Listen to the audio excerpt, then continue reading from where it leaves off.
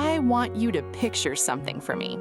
A courtroom hallway, marble floors, fluorescent lights buzzing over my head, and my ex-husband sitting on a bench 20 feet away from me, still wearing the wedding ring I bought him. Not because he still loved me, because by that point, he couldn't afford a new one.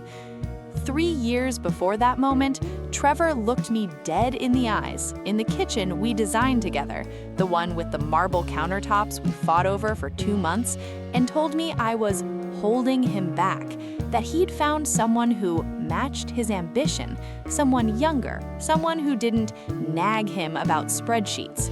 Her name was Bianca. She was 26, I was 34, and apparently that decade was the difference between a wife and what he called, and I quote, a real upgrade. I didn't scream, I didn't throw anything. I just nodded, packed a bag, and left the house we built together without saying another word. What Trevor didn't know, what he could not have possibly known because he never once thought to check, is that I don't get mad, I get thorough. By the time I was done, Trevor didn't just lose me. He lost the company that had my name on every single piece of paperwork the whole time, even though he liked to introduce himself as co-founder at parties. He lost the woman he left me for, and I promise you the way that happened is going to make you scream at your screen. And somewhere along the way, he lost something he never once thought he'd have to worry about losing. His own mother's respect. Stick with me, because the way this played out, even I didn't see the final twist coming, and trust me, I planned almost every single piece of this myself. Hey, welcome to Karma X. If you're new here, this is the channel where we tell real stories of people who got betrayed by the person they trusted most, and then, quietly, methodically, made sure karma didn't have to work alone. I'm going to walk you through every single moment of this story, start to finish. The good years, back when I actually believed in us. The lies that piled up so slowly I barely noticed. The night I found out everything. And the 11 months it took me to build the most satisfying comeback I have ever lived through. Before we get into it, hit that subscribe button right now, because I promise you this story gets so much worse before it gets better. There's a moment around the halfway mark when I found out exactly where my company's money had actually gone that made my own attorney set her coffee down mid-sip. You don't want to miss that. And stay to the very end, because the final twist involves someone you have not even met yet. Someone I didn't know existed until the exact right moment. Okay, let's go back to the beginning. Back when I still thought Trevor Voss was the love of my life. My name is Maren. I was 25 when I met Trevor at a mutual friend's engagement party, standing near the bar looking a little out of place in a suit that was clearly borrowed. I remember thinking he had the kind of smile that made you forget what you were even talking about mid-sentence. He was charming. Ambitious. He worked in sales for a mid-sized logistics company, and he had this way of talking about the future, our future, like it was already decided, like we were a sure thing before we'd even had a second date. He'd say things like, when we move in together, before we'd even said, I love you. At 25, I thought that was romantic confidence. Looking back, it was the first version of a pattern I'd spend 9 years not recognizing. Trevor deciding things for both of us, and me mistaking it for partnership. I fell hard, faster than I want to admit on camera, honestly. Within 6 months, I couldn't picture my life without him in it. 2 years into dating, I started my own business, a boutique event planning company called The Gilded Table. Weddings, corporate galas, the occasional celebrity birthday party if we got lucky. I built it from nothing. Just me, a laptop, a folding table in my apartment, and a stubborn refusal to fail in front of the people who told me I was too ambitious for my age, including at one point my own aunt at Thanksgiving. Trevor was proud of me at first, genuinely proud, I think. He'd tell people at parties, my girlfriend's the one with the real talent in this relationship. I just keep her fed. It felt good. It felt like partnership. It felt like I'd found someone who wanted to see me win. We got married when I was 29. In a small backyard ceremony my mom spent months helping me plan. My dad cried during his toast. Trevor's mom, Carol, hugged me so tight at the reception she nearly knocked the flowers out of my hair and whispered in my ear, "I've always wanted a daughter like you." I remember thinking I'd married into exactly the family I wanted. The first few years of marriage were genuinely some of the best years of my life. The gilded table was growing steadily. We'd host these ridiculous planning dinners at our kitchen table on Sunday nights, spreading out vendor contracts and sample menus, dreaming up where the business could go in 5 years. Trevor had opinions about everything: the branding, the pricing, which venues we should court, and at the time, I loved that. It felt like having a built-in business partner who also happened to be my husband. I never once questioned how much input he had because it never occurred to me that input and ownership were two different things. I don't want to rush past the happy years because I think it matters for you to understand exactly what I thought I was protecting when all of this eventually came crashing down. Our second anniversary, we drove up the coast with no real plan, just a cooler in the trunk and a playlist Trevor made me that I still, embarrassingly, have saved on my phone. We stopped at some no-name diner because the parking lot was full of motorcycles, which Trevor took as a sign the food had to be good. It was. We sat in that booth for almost 3 hours just talking, and I remember thinking, this is it. This is the person I get to do life with. The year the Gilded Table landed its very first hotel contract, Trevor threw me a surprise dinner with 12 of our closest friends and stood up mid-meal, visibly emotional, and said, "Watching her build this from nothing has been the most incredible thing I've ever witnessed." I believed every word of it. I still believe he meant it at the time. That's the part that makes all of this so much harder to sit with. I don't think he started out lying to me. I think somewhere along the way, he just decided my success had stopped being something to celebrate and started being something to resent. Here's the thing about red flags. You don't see them as red flags while you're living them. You see them as him having a rough week, or he's just stressed about work, or that's just how he processes things. It's only later, when you're sitting across from a lawyer laying out a timeline of your own marriage like a crime scene, that you go, oh, that was the moment. That's where it actually started. About 4 years into our marriage, Trevor's company downsized, and he lost his sales job with almost no warning, a Friday afternoon email and a cardboard box by 5 o'clock. I told him, genuinely and happily, to come work with me at the Gilded Table. We needed an operations person, someone to handle vendor contracts, logistics, and scheduling, while I focused on client relationships and design. He had the skill set. It made sense on paper. It made sense in my heart, too. I wanted to take care of him the way he'd always talked about taking care of me. I remember the day he got laid off so clearly. He called me from the parking lot of his office, his voice flat in a way I'd never heard from him before, and said, "They gave me a box and 15 minutes. I left a client walkthrough early to go sit with him. We ordered pizza that night and didn't talk about the future at all, just held on to each other on the couch. I remember thinking, this is what marriage is for, showing up on someone's worst day.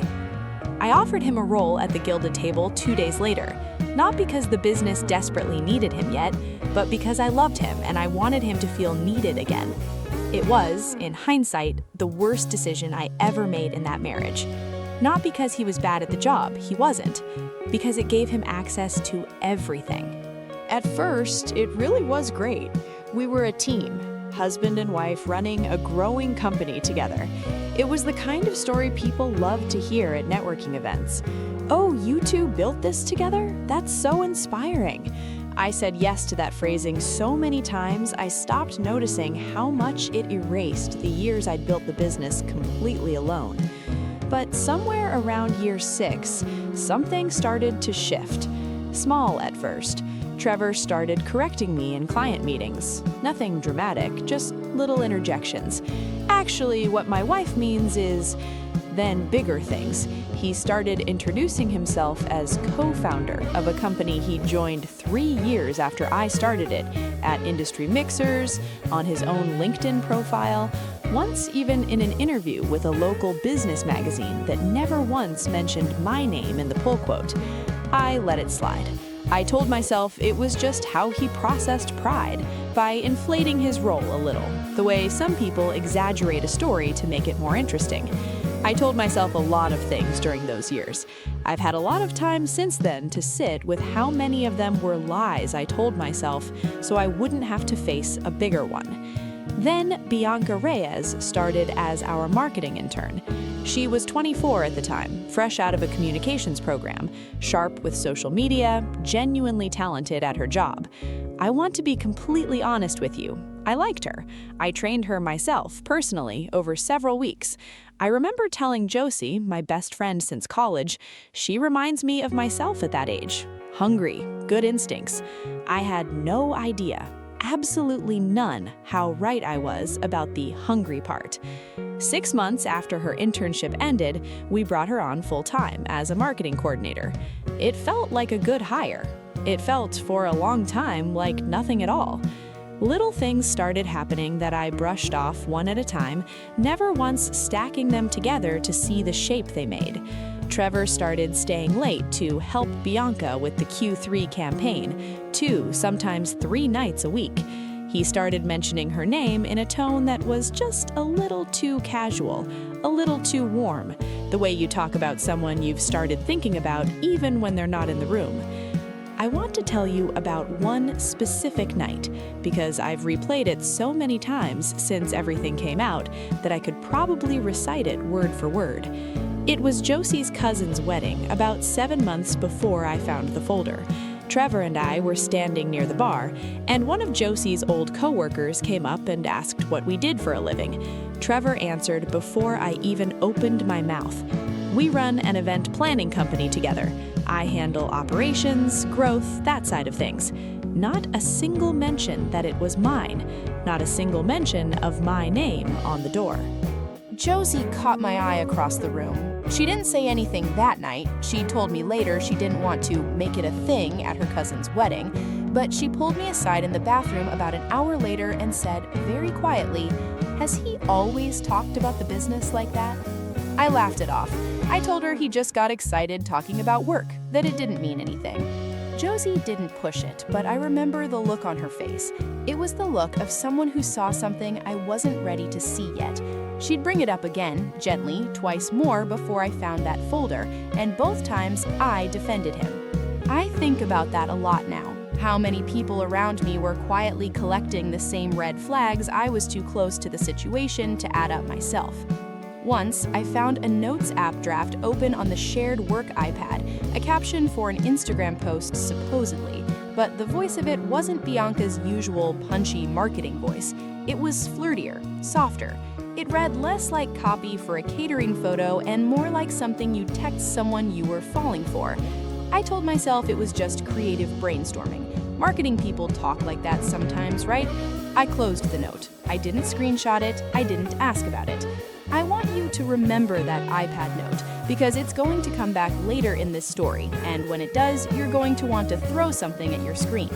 But what happened next, I never saw coming, and it would still be years before I understood exactly what I was looking at. Meanwhile, our marriage was quietly hollowing out in a way that's honestly hard to explain if you haven't lived it. It wasn't one big fight, it was 100 small absences. Date nights became working dinners that somehow always included Bianca, just to keep the momentum going on the Marriott pitch. Our anniversaries got shorter and shorter year over year. A trip to Napa our 5th year, a nice dinner out our 7th, and by our 9th, just a card propped against my coffee mug and a bouquet from the grocery store because he'd gotten slammed at work that week. When I brought any of it up, gently, the way you do when you don't want to start a fight you can't win, Trevor would say I was being insecure or difficult, or that I needed to trust him more if this business was going to work. He was very, very good at making my own instincts feel like the actual problem in the room. I started apologizing for noticing things. That's the part that still gets me looking back, how good he was at that. By year 9 of our marriage, the Gilded Table was doing better than it ever had. We landed 2 major hotel contracts within the same year.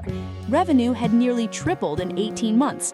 On paper, everything about our life looked incredible, the kind of life other people posted congratulations about in the comments. I'd started noticing, by then, that I felt a strange kind of relief on the nights he canceled plans. I didn't examine that feeling too closely at the time. I was too busy running a company, too busy telling myself every marriage goes through a quiet season. I know now that a quiet season doesn't usually come with a secret notes app draft and a folder labeled "Do Not Share." I remember sitting at dinner, one of the rare ones that was just the 2 of us, no laptops, no Bianca, and no quick call I have to take, and Trevor raised his glass and said, with real warmth in his voice, "To us, to everything we've built.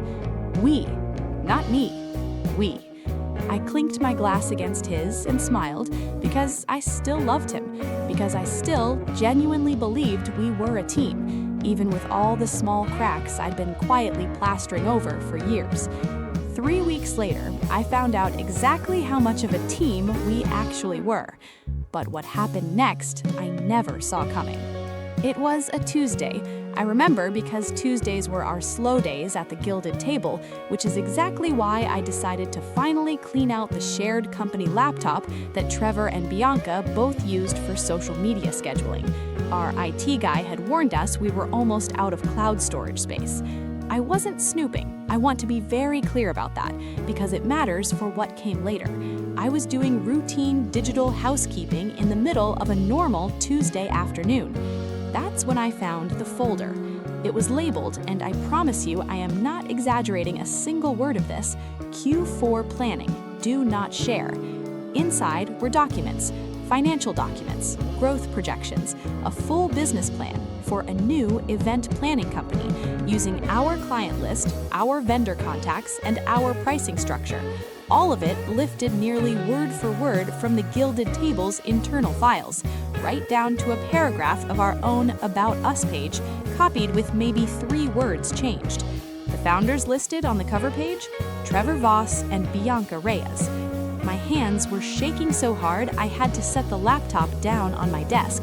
I sat there in my own office, in the company I built from a laptop and a folding table 9 years earlier, staring at a plan designed to replace me, written by my husband and a 26-year-old I had personally trained. I want you to sit with that for a second, the way I had to, because it gets so much worse. I did something I'm not entirely proud of, but I don't regret it either. I logged into our shared cloud account using a password I already knew, the same one Trevor had used since we got married, because he never once changed it, because it never crossed his mind that I would ever need to. And there it was, months of messages between him and Bianca, not just planning a business, planning an entire life. Once we lock in the Marriott contract under the new name, we won't even need her anymore. She still thinks we're just work friends, LOL. She's so easy to manage. I already talked to my mom about it. She thinks Maren's controlling anyway. She'll come around once it's official. That last one broke something in me. Not because of the affair itself. By that point in reading, I was already numb past shock on that front. It was the casual cruelty of it, the way he'd apparently been quietly recruiting his own mother against me, poisoning a relationship I genuinely cherished months before I had any idea anything was wrong. I want to be honest with you. I sat on the floor of my own office and cried in a way I hadn't cried since my father passed away. Ugly, gasping, can't catch your breath crying. Because this wasn't just an affair. It was a plan, a calculated, months-long plan to take my business, my reputation, and my identity and hand all of it to the woman he was sleeping with, funded, I'd later learn, by my own money. Scrolling further back through the messages, I found one from almost 8 months earlier, long before I ever suspected a single thing was wrong. Bianca had written, "Are you sure about the timeline? What if she figures it out before we're ready?" Trevor's response, "She won't. She trusts me too much to even think about checking." He wasn't wrong. That's what I couldn't get past for days afterward. He'd built an entire secret business plan banking on the fact that my trust in him would keep me blind. My love for him was quite literally a line item in his strategy. I didn't confront him that night. I couldn't even look at him without my whole body shaking, so I told him I had a migraine and went to bed in the guest room, staring at the ceiling until almost 4 in the morning. The next day, I asked him straight out. No warm-up, no easing in. Who's Bianca to you? He didn't even flinch. That's what got me. The sheer ease of the lie. She's our marketing coordinator, Maren. What kind of question is that? I put the printed business plan down on the kitchen counter between us, the one with both their names typed on the cover page. I watched his face change in real time. First confusion, then something close to panic, and then, this is the part that still makes my blood boil when I think about it, irritation, like I had somehow committed the crime by finding out. "You went through my private files?" he said. Not, "I'm sorry," not, "let me explain." You went through my private files? They're not private, Trevor. They're on a company laptop using company cloud storage, planning to steal a company I built. He didn't deny any of it after that. He just deflated right there in the kitchen we'd picked the countertops for together. And then, in the coldest voice I had ever heard him use in 9 years of marriage, he said the words that would end everything. "I found someone who actually matches my ambition, someone who doesn't need me to shrink myself just to make her feel secure. I'm sorry it has to be this way, but you had to see it eventually. Bianca's just an upgrade, Maren. I think deep down you already know that." An upgrade.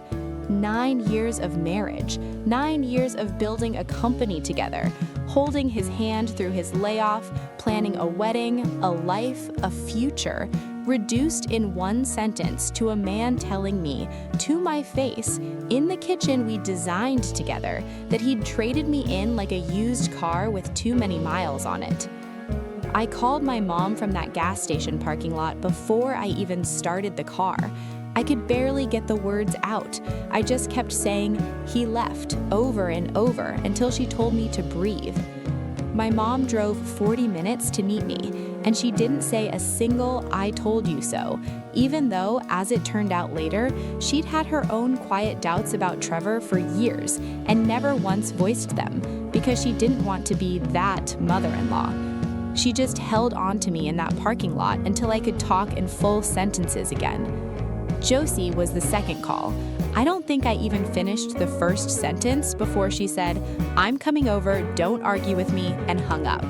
She showed up at my mom's house 20 minutes later with a bag of my favorite takeout and a bottle of wine she never actually opened because she said, "You need your head clear tonight, not foggy." That's Josie, always 3 steps ahead of what I actually needed. I didn't tell many other people right away. Not because I was ashamed. I want to be really clear about that. Because for a long time, betrayal makes you feel like the ashamed one, when you did absolutely nothing wrong. I stayed quiet because I needed time to figure out what I actually wanted to do before the story became something other people had opinions about. I want to tell you about the one time I saw Bianca in person after finding everything out, because it stuck with me more than almost any other single moment in this whole story. It was 2 days after the confrontation with Trevor, before I told her anything at all. I needed the account freeze in place first, remember? So I couldn't tip my hand. I walked into the office to grab a few files, and there she was at her desk, scrolling through her phone, completely unbothered, like it was any other Tuesday. She looked up, smiled at me, an actual warm smile, and said, "Hey, how was your weekend?" I stood there for a second, just looking at her.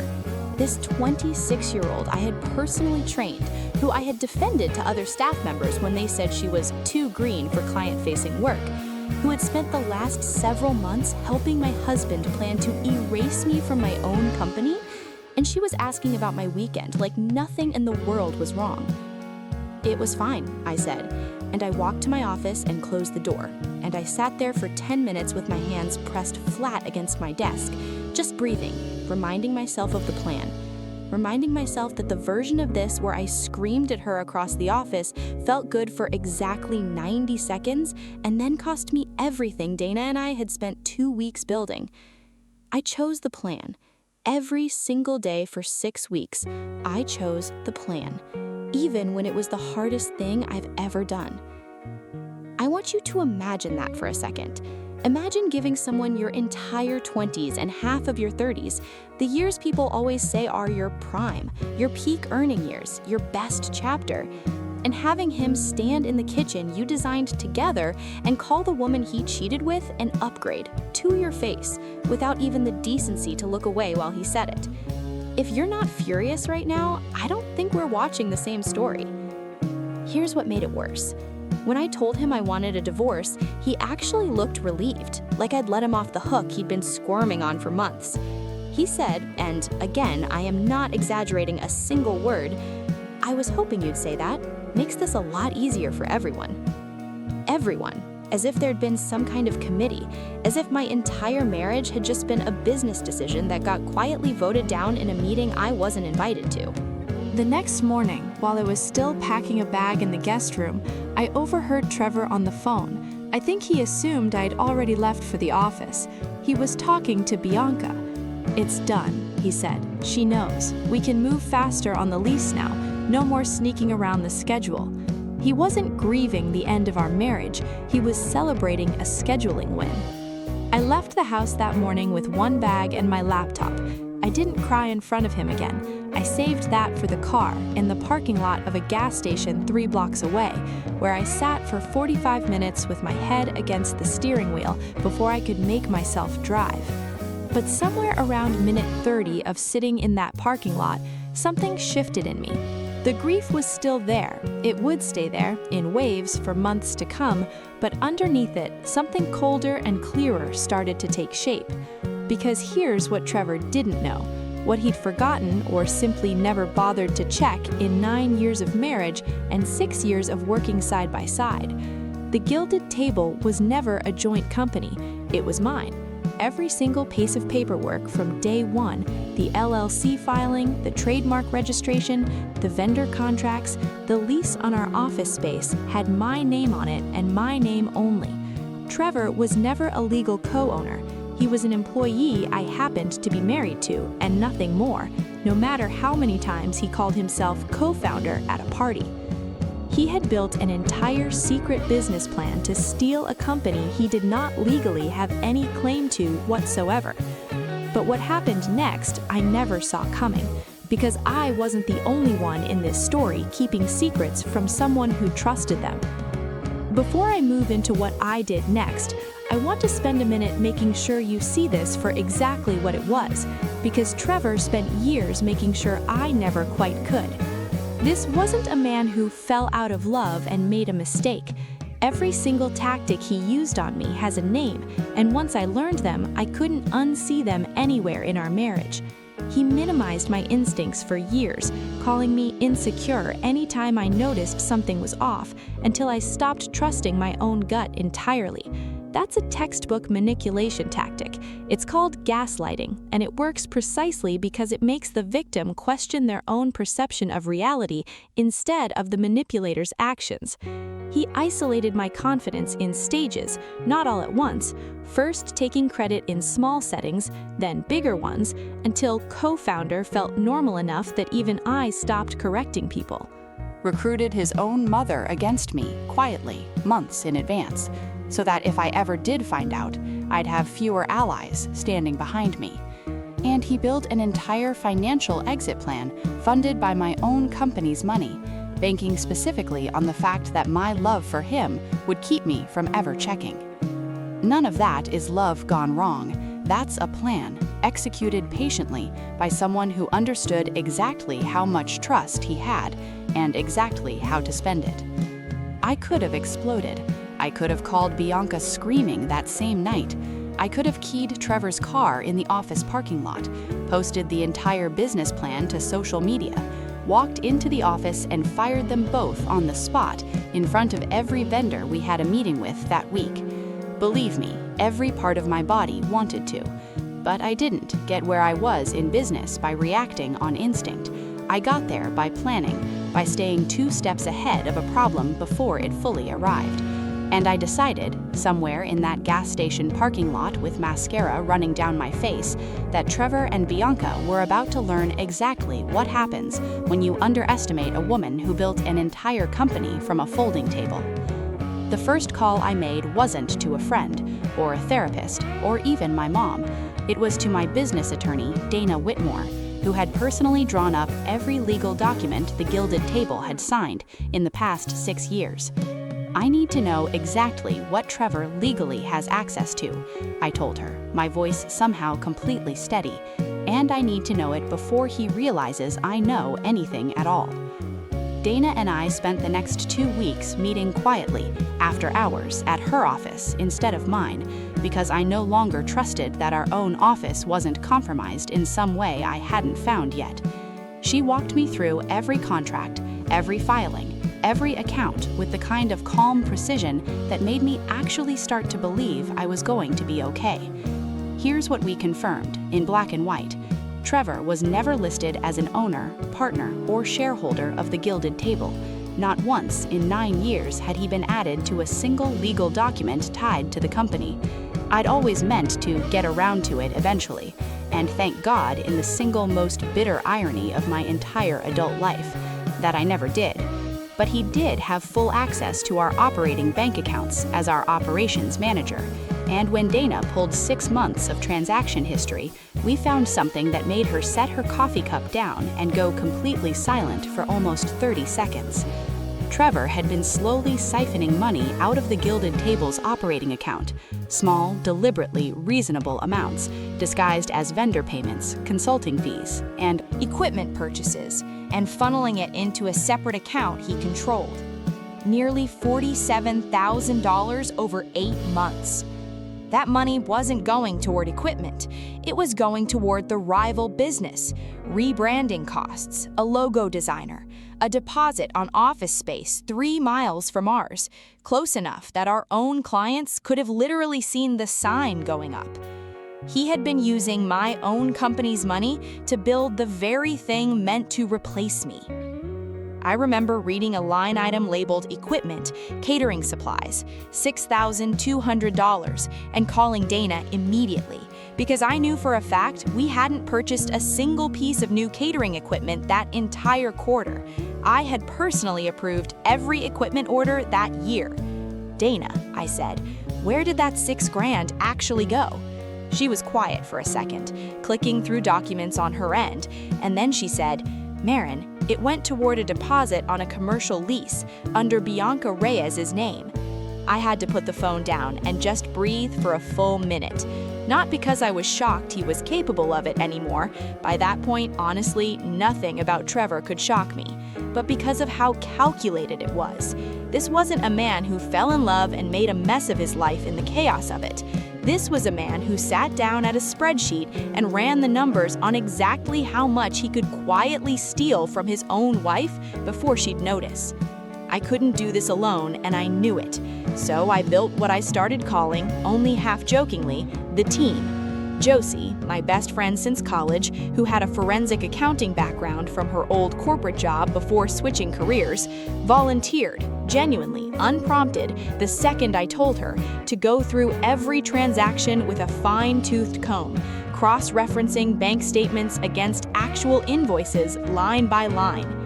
Dana, my attorney, who quietly filed the paperwork to freeze the operating account before Trevor could pull another cent, using language deliberately vague enough that it wouldn't immediately tip him off it was targeted at him specifically. I also, on Dana's recommendation, brought in a licensed private financial investigator named Rowan, who specialized in small business fraud cases. Dana said it plainly. If this ever goes in front of a judge, or God forbid, a detective, you want someone with credentials confirming every number Josie finds, not just a friend doing you a favor. It cost me money I didn't love spending in the middle of a divorce, but it was, without question, the smartest few $1,000s I've ever spent. Rowan's report ended up being the backbone of everything that came later. And then, the ally I never in a million years expected, Carol. Trevor's own mother. About 3 weeks after the discovery, Carol called me. I almost didn't answer. I assumed she was calling to defend her son, and I genuinely didn't have the emotional bandwidth for that conversation that day. But when I picked up, she was already crying. "I found out what he did," she said, her voice breaking.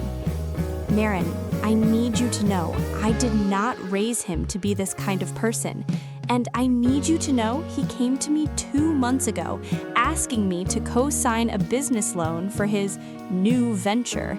And when I asked what happened to the Gilded Table, he told me you two were just restructuring." Carol said no to the loan, not because she suspected anything specific, just because, in her own words, something felt off. And honestly, Bianca's energy always made my skin crawl a little. I laughed for the first time in almost 3 weeks, a real laugh from somewhere deep in my chest.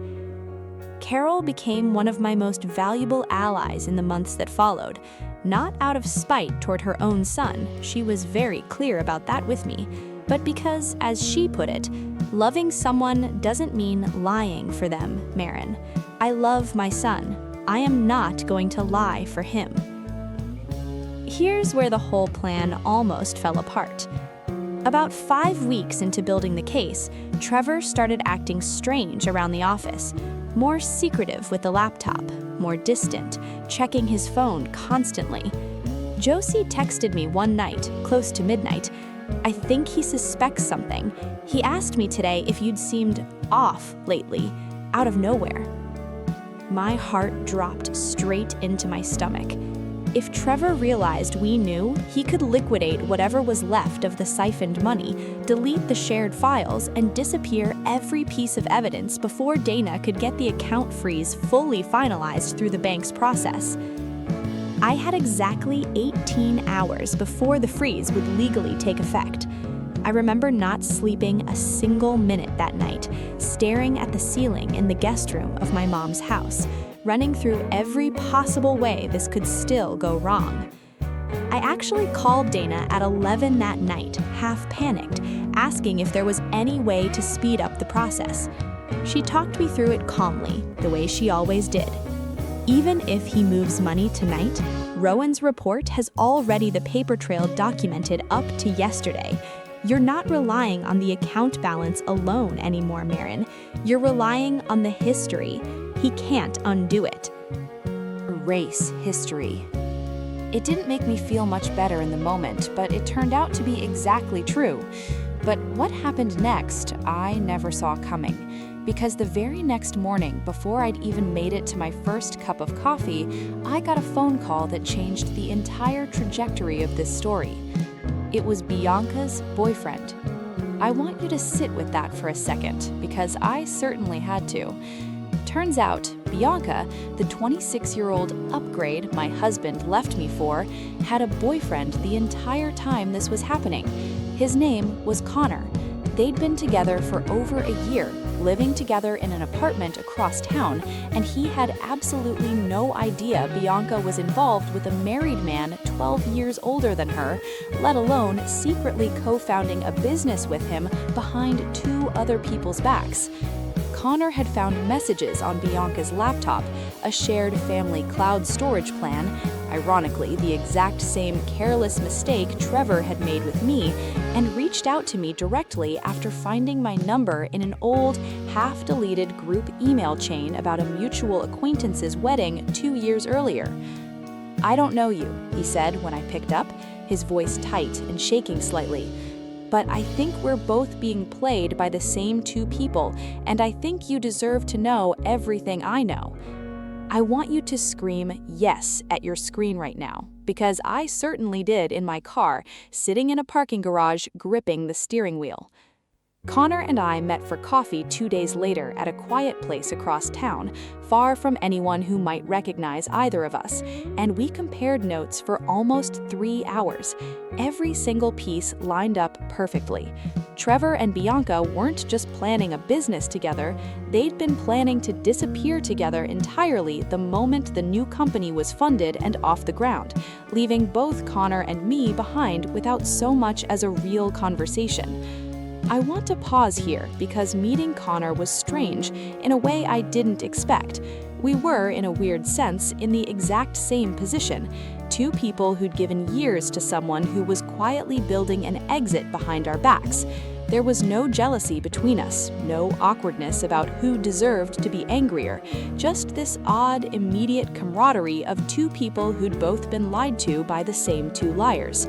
He apologized to me at one point, unprompted, for something that was never his fault. He said, "I'm sorry my girlfriend did this to your marriage." I told him he had nothing to apologize for. We were both just collateral damage in someone else's spreadsheet.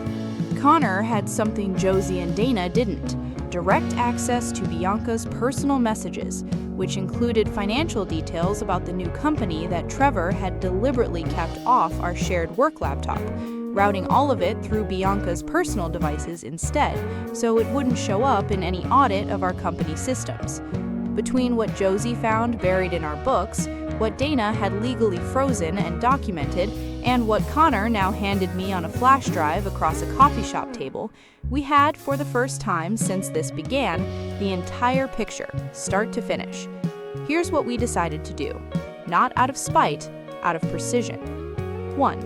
Dana would finalize the freeze on the operating account and file to formally recover the misappropriated funds, with full documentation of every single transaction, before Trevor and Bianca could touch another cent of my company's money. 2. Josie would prepare a complete financial audit packet, ready to submit to our business insurance provider and, if it came to that, local authorities, because at $47,000, this wasn't just messy. Under the law, this was embezzlement, plain and simple. 3. I would let Trevor believe for just a little longer that I still didn't know the full extent of anything, long enough for him to sign paperwork he thought was routine divorce logistics, but that Dana had actually drafted as a formal resignation and non-compete agreement, cutting off his legal ability to use the Gilded Tables client list, vendor contacts, or pricing structure for his new venture, effective immediately for 5 full years. 4. Connor, entirely on his own terms and in his own time, would decide what to do with what he now knew about Bianca. I never once asked him to do anything on my behalf. I simply told the truth I had and let him make his own choice with it. There was one more thing Rowan's investigation turned up that I haven't mentioned yet, and it's the piece that finally, completely killed off whatever small part of me still wanted to believe Trevor and I could someday be civil for old time's sake. Buried in an old, mostly dormant email account Trevor rarely used, Rowan found evidence this wasn't actually the first time. 2 years before Bianca, there had been someone else, a shorter situation, a former vendor rep we'd worked with on a handful of weddings, nothing that had blown up into anything as elaborate as what happened with Bianca, but messages that made the pattern unmistakable. Trevor had a habit. Bianca wasn't a one-time lapse in judgment. She was simply the version of the pattern that finally had the ambition to match his. I sat with that discovery for 2 full days before I could even talk about it out loud, even to Josie. It reframed 9 years of my life in a way I wasn't prepared for. I wasn't the exception who lost him to someone special. I was just the longest-running chapter in a story that had already had other smaller chapters I never knew about. I didn't use that information as part of the legal case. Dana was clear that it wasn't relevant to the financial claims, and honestly, I didn't want it to be. But I needed to know it. I needed to stop wondering quietly for the rest of my life whether I could have done something differently. The answer, it turned out, was no. This was never about me not being enough. It was about who he already was, long before I ever walked into that engagement party. I remember sitting across from Dana with all 4 pieces laid out on her desk like a battle plan, and she looked up at me and said, "You know, Maren, most people in your position just want revenge. You built an entire legal strategy instead." "I don't want revenge," I told her, and I meant it. I want my company back, my money back, and I want them to face exactly what they earned. That's not revenge. That's just consequences finally showing up on time. Josie, sitting beside me at Dana's office that afternoon, squeezed my hand under the table and said something I still think about often. "You know what's wild? He spent 9 years telling you that you were too emotional to run a business properly, and here you are, planning the most controlled, most professional dismantling of a person I have ever personally witnessed." I laughed, actually laughed for what felt like the first time in weeks. It was the kind of laugh that comes from somewhere underneath the grief, proof that there was still a person in there who could find something funny, even now. That became something of a joke between us over the following weeks. Every time I hesitated, every time some old, small part of me wondered if I was being too much, Josie would just say, "Too emotional to run a business, remember?" And I'd remember exactly why I was doing this the way I was doing it. Not out of coldness, out of proof. Proof, mostly to myself, that everything he'd spent years telling me about who I was had been wrong the entire time. But what happened next, when it all finally came together, that's the part I've been waiting this entire story to tell you. 6 weeks after I found that folder on the shared laptop, I asked Trevor to meet me at the office on a quiet Friday evening after Bianca had already left for the day. I told him it was to finalize the divorce paperwork and figure out next steps for the business transition. He came in looking almost cocky, relaxed even, a coffee in hand like this was just another routine meeting. I think he genuinely believed I was about to hand him a peaceful, guilt-driven exit, maybe even a severance, given how guilty he probably assumed I still felt about ending the marriage. Dana was already there, seated at the far end of the conference table, a document folder nearly an inch thick sitting squarely in front of her. "What's all this?" Trevor asked, glancing at Dana with the first flicker of real unease I'd seen cross his face in weeks. "Formal transition paperwork," I said evenly, sliding the folder across the table toward him. "Sign where it's tabbed." He started flipping through it, and I watched his expression change page by page, like watching a slow leak in a tire. First, the resignation letter, effective immediately, for the role of operations manager, a title he had only ever held because I trusted him enough to give it to him. Then, the non-compete and non-solicitation agreement, barring him from using the Gilded Tables client list, vendor contracts, or pricing structure for any competing business for 5 years.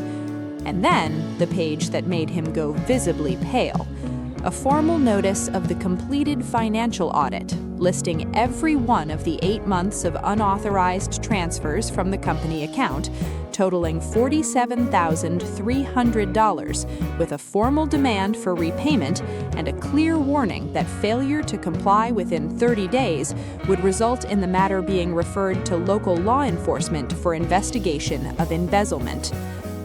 "You froze the accounts," he said, his voice cracking slightly around the edges.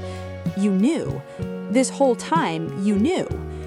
"I've known for 6 weeks," I told him, keeping my voice level and quiet. "You had roughly 18 hours to run before Dana's freeze legally went through. You didn't take them.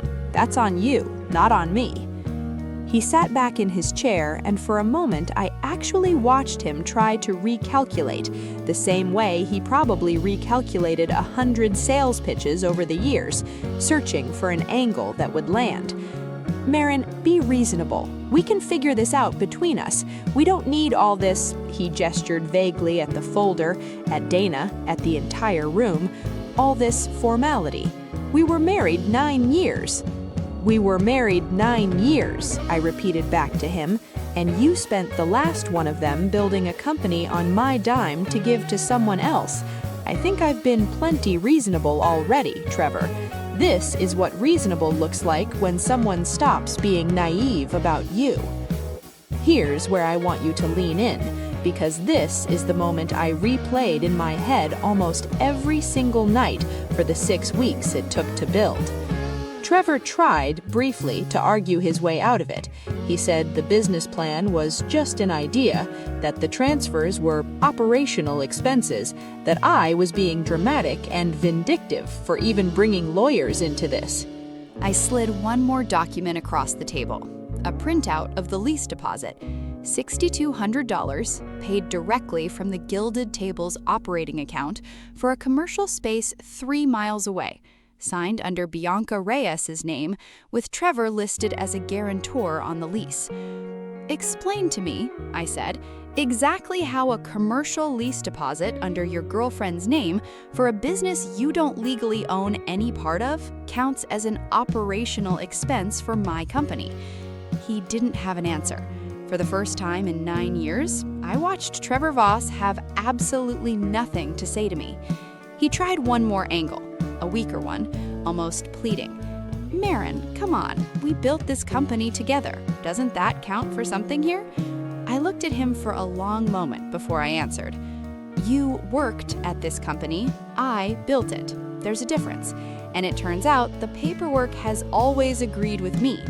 Dana, without looking up from her folder, simply slid the ownership documents across the table as confirmation. 9 years of filings, every single one under my name alone. If you're screaming yes at your screen right now, trust me, I was doing the exact same thing internally, fighting every instinct in my body not to smile in that conference room. Because Trevor initially hesitated on a couple of the smaller line items, trying to argue 2 of the consulting fee transfers were legitimate, Dana scheduled a formal deposition where he'd have to answer questions about every transaction under oath, with Rowan's forensic report entered as evidence. He canceled 2 lawyers before finding one willing to actually represent him, and even that attorney, according to Dana, spent most of their first meeting trying to talk him into settling before it ever reached a deposition. "There's nothing here to fight," she told Dana directly, according to what Dana relayed to me afterward. "The paper trail is airtight. Trevor's own lawyer basically told him to fold. He folded 3 days before the deposition was scheduled to happen.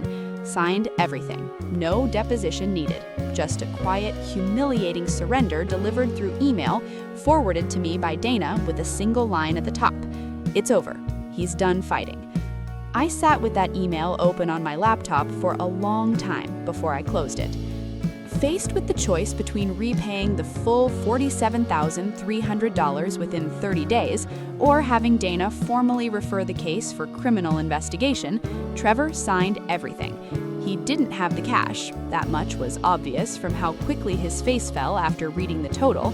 But Carol, in an act that genuinely moved me more than almost anything else in this entire story, made it clear to her own son that she would not be helping him make this go away quietly, and that if he wanted to avoid criminal charges, he needed to liquidate whatever he actually had left, including a down payment fund his own late father had set aside for him years earlier, meant for a first house. Every dollar came back, in full, before the 30-day deadline. Every single one. I should mention, because people always ask in the comments on stories like this, the divorce itself was almost anticlimactic compared to everything else. Because the Gilded Table was never marital property to begin with, and because Trevor had no real assets left after repaying the company, there wasn't much to fight over. We split what little joint property existed, mostly furniture, a car, a modest savings account, in a single afternoon at Dana's office. No courtroom drama, no screaming matches. I remember signing the final papers and feeling, more than anything, exhausted.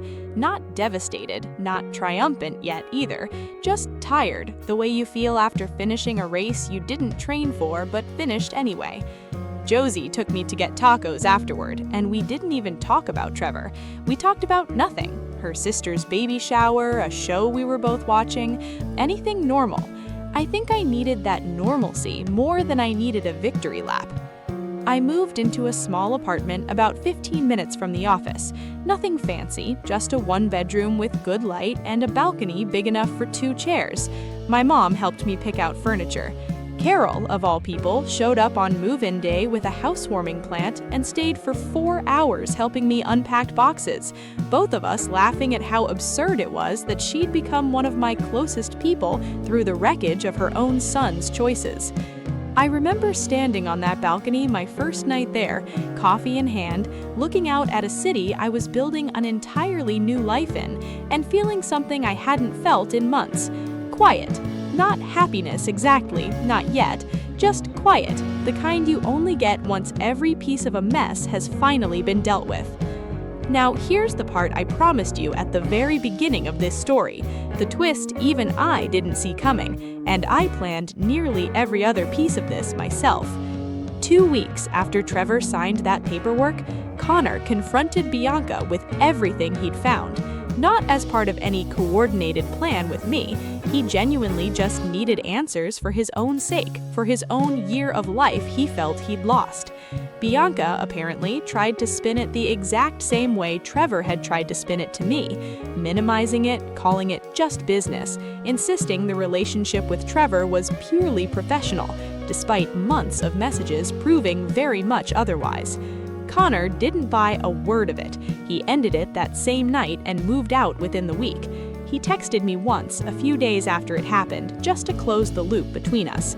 Wanted you to know I ended it. Hope you're doing okay. It was such a small human gesture. Meant more to me than I expected it to. We'd started this whole thing as strangers, connected only by 2 people's betrayal, and somewhere along the way we'd become something like allies. 2 people who'd chosen honesty and accountability over pretending everything was fine, even when it would have been so much easier to look away. Here's the twist. Without Connor's income helping cover their shared apartment, and with the new business now legally dead in the water thanks to the 5-year non-compete agreement, Bianca could no longer afford the lease she'd personally co-signed for. The very same lease that Trevor's stolen $47,000 had funded the deposit for. She broke things off with Trevor less than a month after his money, my money, ran out completely. Without that funding, without the lease, without the fantasy of a shiny new company with her name on the cover page, there wasn't much of Trevor left for her to actually want.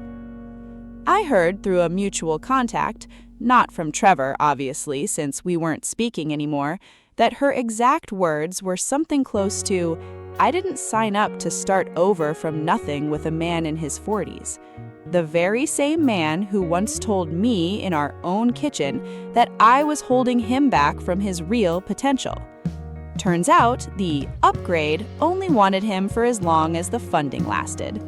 If that's not screaming yes at your screen material, I genuinely do not know what is. The Monday after Trevor signed everything, I called an all-staff meeting at the office. Everyone except Bianca, who I'd let go separately, privately, that same afternoon, with documentation of the misuse of company resources for personal business ventures, which was more than enough grounds under our employee handbook without ever needing to mention the affair itself. I kept the staff meeting simple. I told them Trevor was no longer with the company, effective immediately, that ownership and leadership of the Gilded Table had never changed, and that our client commitments and vendor relationships were completely secure. A few people had questions in their eyes they were clearly too polite to ask out loud. I didn't offer details and nobody pushed.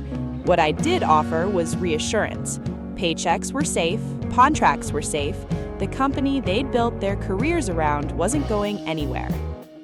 Afterward, one of our longtime coordinators, a woman named Priya, who'd been with me almost since the beginning, stayed behind and just said quietly, "I always wondered why his name was on his email signature as co-founder. I figured it wasn't my place to ask." I told her it wasn't her fault for not asking. It had taken me 9 years married to the man to ask the right questions myself. Trevor moved back in with Carol temporarily, the same mother he'd tried to quietly recruit to fund his secret business, the same mother who told him flatly to his face that she loved him but would not lie for him. Last I heard, through Josie, who still occasionally crosses paths with people from our old circle at industry events, he's working a sales job again. A much smaller company, a much smaller title. No mention of co-founder anywhere on his LinkedIn anymore. Bianca left the event industry entirely as far as I know, rebuilding a reputation after word gets around a tight-knit local business community, and trust me, in this industry, word gets around fast, is not easy. 2 of our former hotel contacts told me directly, unprompted, that they'd heard some version of what happened and had zero interest in ever working with her again. About 4 months after everything settled, Bianca actually messaged me. One line, out of nowhere, on an old professional networking site neither of us used anymore. I know you probably hate me. I'm sorry it happened the way it did. I stared at that message for a long time. I never responded. Not out of cruelty, I just didn't have anything left to give her, good or bad. Some apologies aren't for the person receiving them. I think that one was for her. Word traveled through our industry faster than I expected, honestly.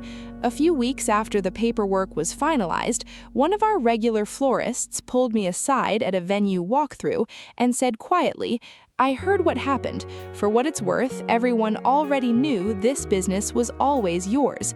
Nobody's surprised who came out on top." I hadn't realized until that moment how many people had been quietly watching Trevor overstate his role for years and simply never said anything, the way people often don't until you need to hear it. The Gilded Table didn't just survive all of this, it grew. With the $47,300 fully repaid, and with Trevor legally barred from touching our client list or vendor relationships for 5 years, I used those following months to completely rebuild the operations side of the business, this time with people I actually trusted from the ground up.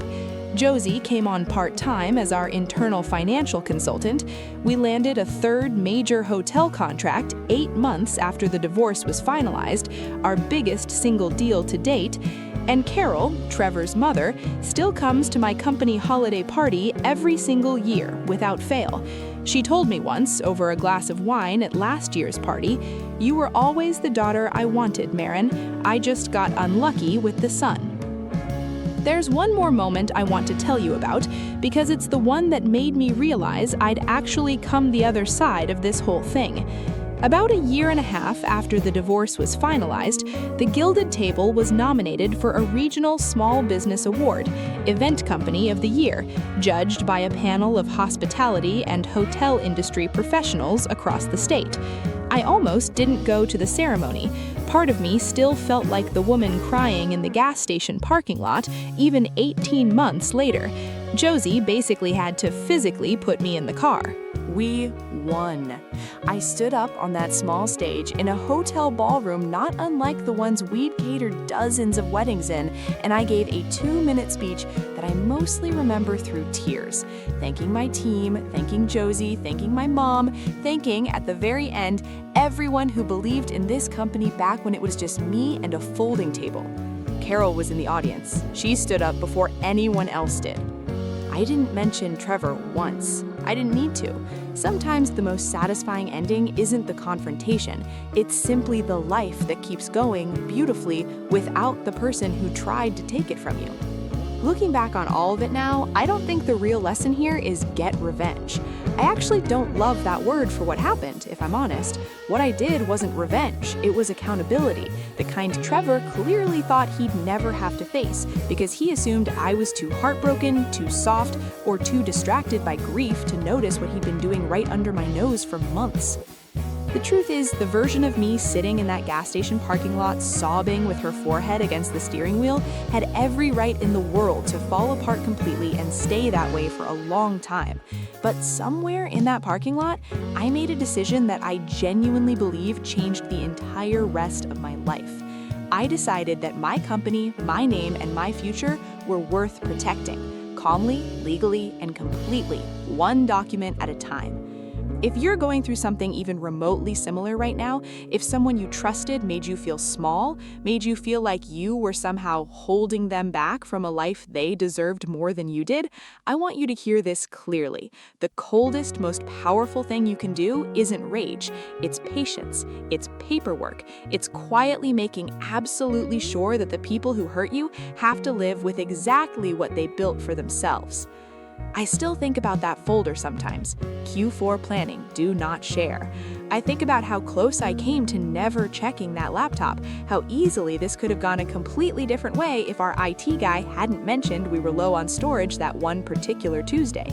It makes me a little superstitious about paying attention to the small, boring details in life, because sometimes the boring details are exactly where the truth is hiding.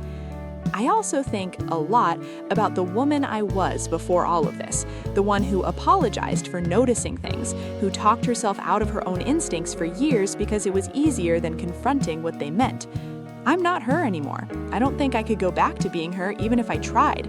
There's a strange kind of gratitude buried somewhere in all of this, even for the worst parts, because I don't think I ever would have found her, the version of me who built her company back stronger alone on her own name, if Trevor hadn't shown me exactly who he really was. I would genuinely love to know, what would you have done in my position? Would you have confronted him the second you found that folder on the laptop? Or would you have played it as slow and calculated as I ultimately did? Let me know in the comments below. I promise you I read every single one of them. And if this story kept you here all the way to the very end, go ahead and hit that subscribe button, because Karma X has a lot more stories just like this one coming every week. Trust me, some of them get even wilder than this one did. Thanks so much for listening. I'll see you in the next one.